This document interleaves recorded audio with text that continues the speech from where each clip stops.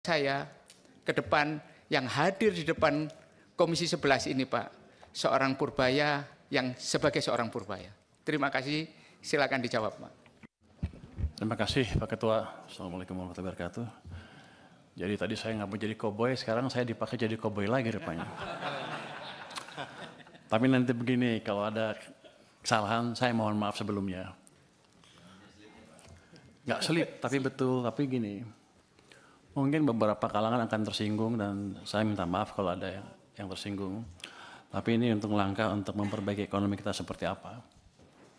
Jadi saya juga tadi berpikir kok saya baca pidato aja ini, saya baca, dia baca, dia baca, dia baca.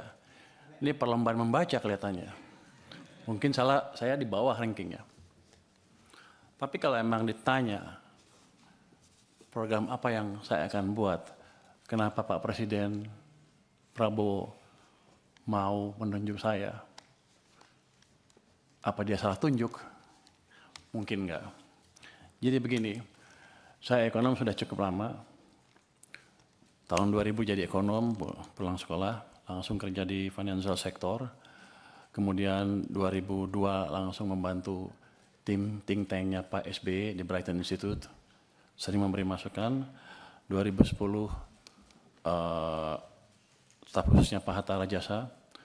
2015 masuk ke KSP, membantu Pak Lut, dan memberi masukan ke Pak Jokowi juga ketika sedang susah. Jadi bagaimana manage ekonomi itu bukan barang baru untuk saya. Ini jangan bilang sombong ya. Tapi kan Anda mesti tahu, nanti saya harus meyakinkan bapak-bapak kan. Jadi saya berangkat belajar sebelum krisis 95. Tujuannya saya pikir oke, mungkin saya bisa membantu ekonomi. Tapi sebelum sekolah selesai 1998 krisis, pulang negara udah berantakan pada waktu itu ya. 2000 pertumbuhan mendekati 0, 2001 segala rendah kan. Habis itu kita bantu ke sana dan waktu itu Pak SBY bisa meningkatkan pertumbuhan sampai mendekati 6% kan. Terus diganti Pak Jokowi. Pak Jokowi pertumbuhannya sedikit di bawah 5% on average. Jadi saya pelajarin dari krisis 1998 salah kita di mana. Kenapa ketika 97-98 negara yang mulai diserang adalah Thailand, Korea dan lain-lain, kenapa yang paling terpuruk kita? Jadi saya pelajari betul apa yang terjadi waktu itu dan bagaimana cara mengatasi krisis kalau terjadi lagi. Jadi ini boleh teori sedikit ya Mas ya, izin. Silakan Pak, Bapak mau ngomong apa saya kasih kebebasan. Okay. Di buku moneter itu ada pemenang Nobel yang bilang bahwa dia mempelajari krisis tahun 1930 di Amerika. Dia bilang waktu itu krisis, mereka debat bunga di nolin kok masih krisis. Rupanya pada waktu itu walaupun suku bunga rendah, 0, tapi uang, vitamin yang di sistem perekonomian itu negatif. Jadi ekonominya dicekek. Itu sebetulnya yang melandasi teori utama kebijakan moneter. Jadi kalau Anda mau lihat kebijakan moneter, ketat atau longgar, jangan hanya dilihat dari suku bunga. Dia bilang begitu. Lihat laju pertumbuhan uang primer, base money. Jadi dampak kebijakan moneter amat signifikan di perekonomian. Tahun 1997, 98, 97 kita melakukan kesalahan yang fatal. Pada waktu itu BI menaikkan bunga sampai 60% lebih karena untuk menjaga rupiah. Semua berpikir kita melakukan kebijakan uang ketat. Ya kan? Wah, bunga tinggi perusahaan mana ada yang pinjam. Tapi kalau kita lihat di belakangnya apa yang terjadi? Kita mencetak uang base money itu tumbuhnya 100%. Jadi kebijakannya kacau balau. Mau apa? Mau ketat atau mau longgar? Kalau kita melakukan kebijakan kacau, yang keluar adalah setan-setannya dari kebijakan itu. Bunga yang tinggi menghancurkan real sektor, uang yang banyak dipakai untuk menyerang nilai tukar rupiah kita. Jadi kita membiayai kehancuran ekonomi kita pada waktu itu tanpa sadar. Ini bukan karena yang ekonom-ekonom yang dulu bodoh atau gimana, tapi emang kita belum pernah mengalami keadaan seperti itu. Jadi kita belum tahu nyata seperti apa. Dan saya simpulkan kesalahan kita di situ. Jadi pada waktu 2008 ada global financial meltdown, kebijakan kita ubah. Saya bisik-bisik sedikitlah ke think tanknya SBY. Waktu itu mau jatuh ekonominya, ekspansi fiskal di tahun 2009, dan suku bunga diturunkan di bulan Desember 2008 ketika rupiah sedang melemah. Jadi hitungan saya kalau gini, kalau kita menjaga nilai tukar dan lain-lain, ciptakan pertumbuhan ekonomi. Kalau mau ciptakan pertumbuhan ekonomi, jaga kondisi likuiditas di sistem perekonomian. Itu yang terjadi. Saya pikir dengan edukasi tahun 2008-2009 itu, semua orang sudah mengertikan banyak ekonomi yang lihat. Rupanya lupa terus kita. Kita tuh cepat lupa, makanya ada siklus bisnis ekonomi naik, ekonomi naik, ekonomi turun, sepertinya setiap 7 tahun kita lupa. Untung saya masih ingat sedikit-sedikit. 2015 ketika Pak Jokowi ngambil pemerintahan, kondisinya sama. Kebijakan sedang ketat. Saya pindah ke KSP untuk memberi masukan langsung pada waktu itu supaya kebijakannya dirubah. Dan itu kebijakannya dirubah dan kita selamat. Itu jadi pembalikan ekonomi Indonesia bukan terjadi otomatis. Semua karena intervensi kebijakan. Kebetulan Pak Jokowi cukup cepat mengambil langkah. 2020-2021 sama. Pada waktu COVID, semua nyalahin COVID akan menghancurkan ekonomi Indonesia katanya. Bank-bank mulai hampir berguguran. Saya waktu sedang di maritim, asik mancing lah. Saya pikir ngapain mikirin ekonomi lagi, udah pada jago di perekonomian kan. Tapi setelah kita lihat, base money pertumbuhannya berapa di situ? Di bulan Maret 2000, pertumbuhannya minus 15,3%. Minus, artinya ekonomi sedang dicekek padahal bunganya diturunkan. Ini salah kebijakan kita lagi. Jadi ekonominya turun, hampir hancur. Saya dipanggil ke istana, gimana? Ya udah Pak, dibalikin lagi aja. Gimana caranya? Ya udah, BI suruh kurangin penyerapannya ke sistem. Siapa lagi? Tambah uang sistem dari sisi fiskal juga Pak. Gimana caranya? Bapak punya uang kebanyakan di Bank Sentral, waktu itu ada 500 triliun, 529 triliun, balikin ke sistem. Di bulan Maret 2021,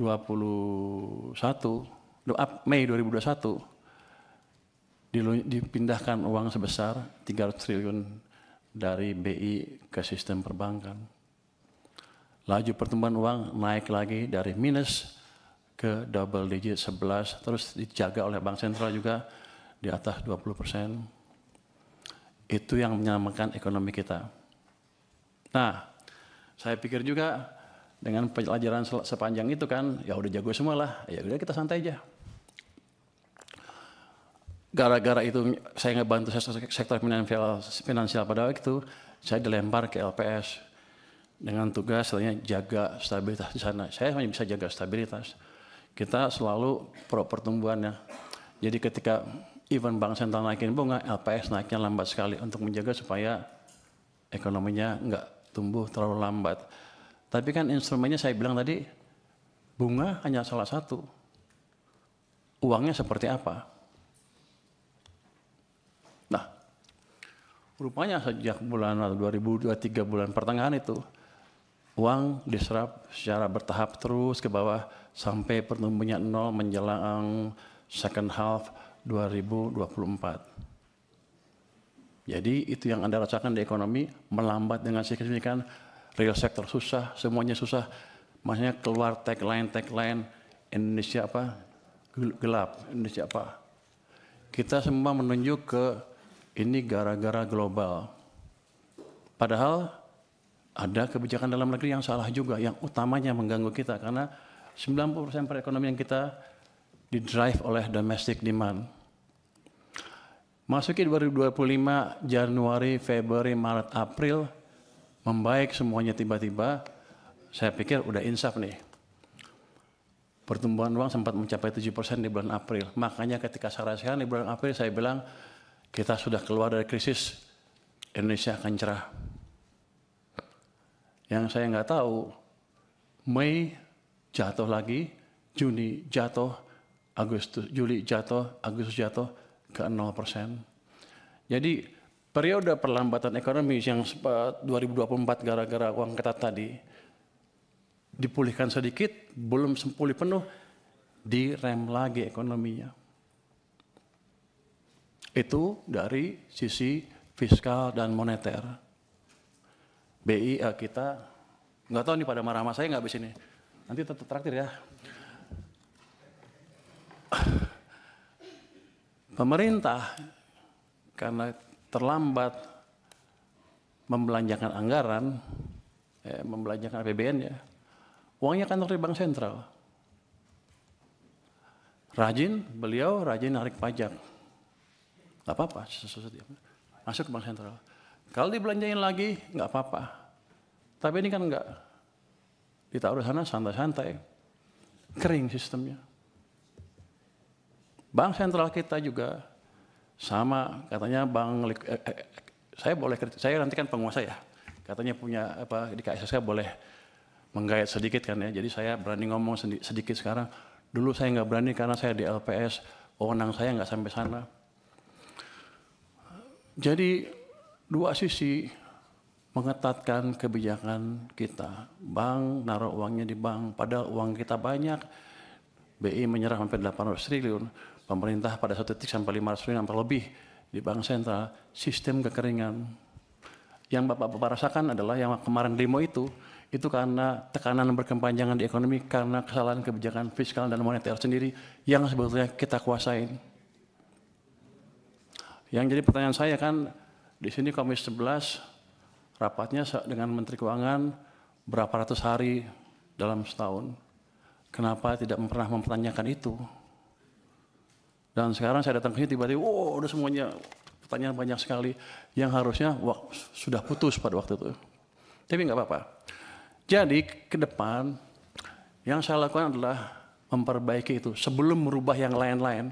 Struktural lain kita bisa rubah, tapi quick win-nya di situ.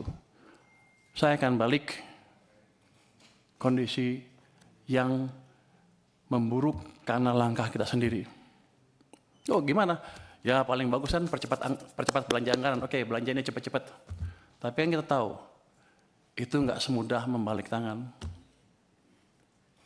Saya pernah tanya Pak Jokowi dulu waktu saya di istana. Pak, balikin uangnya ke sistem. Loh apa bedanya? Kan nggak bisa belanja juga. Pak, kalau uang Bapak ditaruh di BI, dosa Bapak dua. Satu, Bapak nggak bangun ekonominya. Yang kedua, sistem kering, nggak bisa bangun juga. Jadi kalau balikin ke sistem perekonomian, ke bank, himbara misalnya, dosa Bapak tinggal satu, yaitu satu yang nggak bangun aja, tapi ekonominya bisa jalan. Kalau itu yang dimanfaatkan adalah real sector. Saya ingin tunjukkan lagi ya, kenapa zaman tadi udah cerita belum ya? Zaman Pak SBY tumbuh 6%, zaman Jokowi rata-rata 5% apa di bawah Pak SBY yang Pak Jokowi ya. Kalau Anda lihat di pertumbuhan uang MNO-nya, base money, teori dasar moneter itu, di zaman Pak SBY rata-rata tumbuh 17% lebih. Akibatnya uang di sistem cukup, kredit tumbuh berapa? 22%. Jadi pada waktu zaman Pak SBY, walaupun dia nggak bangun infrastruktur habis-habisan, private sector yang hidup, yang menjalankan ekonomi. Itu berhubungan juga dengan rasio tax. Ketika tax private sector yang jalan, dia akan lebih banyak bayar pajak dibanding pemerintah. Tax ratio kita tumbuh 0,5% lebih tinggi dibanding ketika zaman Pak Jokowi. Pada zaman Pak Jokowi, uang tumbuh hanya sekitar 7% M0-nya. Bahkan di titik-titik itu sepanjang tahun, 2 tahun terakhir sebelum krisis, itu tumbuhnya 0%. Memang ekonomi sedang dicekek. Cuman saya nggak tahu waktu itu karena saya di maritim. Jadi begitu 2020 saya diminta bantu, saya kaget. Pak, kenapa begini Pak? Bapak bangun apa-apa mati-mati pun nggak bisa. Karena mesin ekonomi kita pincang. Hanya pemerintah yang jalan, sedangkan yang tadi 90% berhenti atau diperlambat.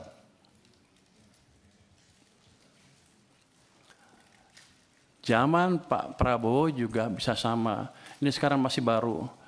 Kalau pemerintahnya masih lambat belanjanya dan mencekik perekonomian juga dari sisi lain dan moneternya juga sama, maka akan lebih buruk dibanding yang 2 zaman sebelumnya. Dua mesin mati. Jadi tugas saya di sini adalah menghidupkan kedua mesin tadi, mesin moneter dan mesin fiskal. Nanti saya mohon restu dari parlemen untuk saya menjalankan tugas itu. Langkah pertama sudah kami jalankan. Saya sudah lapor ke Presiden, Pak, saya akan taruh uang ke sistem perekonomian. Berapa? Saya sekarang punya 425 triliun di BI cash, besok saya taruh 200 triliun. Sudah jalan belum? Sudah jalan belum? Sudah jalan? Lagi dijalankan. Kalau itu masuk ke sistem, dan saya nanti sudah minta ke Bank Sentral, jangan diserap uangnya. Biar aja kalau Anda menjalankan kebijakan moneter, kami dari sisi fiskal yang menjalankan sedikit. Tapi nanti mereka juga mendukung. Artinya ekonomi akan bisa hidup lagi. Nanti itu sisi private side dari kebijakan moneter, dari kebijakan fiskal. Di government side-nya sendiri, saya akan pastikan lagi tadi belanja-belanja yang lambat berjalan dengan lebih baik lagi. Ada yang dikomplain katanya apa? MBG tadi ya. Penyerapan pajaknya rendah. Saya tanya sama teman-teman keuangan, gimana monitoringnya? Ya dia bilang bagus-bagus saja, tapi ternyata enggak, jelek. Loh, terus kita apain? Ya nggak tahu. Saya bilang begini, ya udah, nanti sebulan sekali kita akan jumpa pers dengan kepala MBG. Nanti kalau penyerapannya jelek, dia suruh jelasin ke publik, saya di sebelahnya. Dan program-program yang lain yang lambat itu akan saya sisir. Saya kan baru hari ketiga dan rapat. Udah keburu rapat di sini, jadi belum lihat detail seperti apa. Tapi kami akan sisir. Bagian-bagian lambat kami percepat.